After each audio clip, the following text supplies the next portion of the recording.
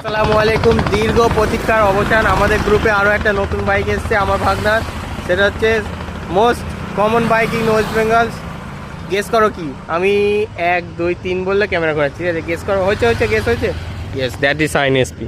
এই যে একদম নর্মাল বাইক, আমাদের কাছে কোনো ফিলিংস লাগছে না। বাইক কিনেছি আমরা, কি তাই তো? কোনো ফিলিংস নেই তো, কোনো ফিলিংস নেই, কারণ আমাদের ড্রিম আলাদা। একটা এরকম বাইক দরকার আছে, হাটে বাজার সব কিছু মাছ টাছ কেনা, সামনে সংসার আছে, এই জন্য এই বাইক দরকার। এরপরে আসবে মাল 3টে নাম্বারের সিসি, মানে 900 ইনশাল্লাহ। বল জোরে বলুন না ইনশাল্লাহ। আরে হবে হবে সব হবে ইনশাল্লাহ।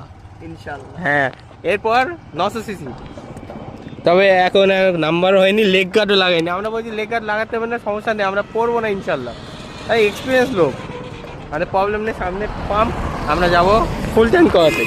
ইয়ে, কার টাকায়? প্রথম তেল আমার টাকা ইনশাল্লাহ। মামা গিফট ফ্রম মামা। ইয়া, চলো চলো।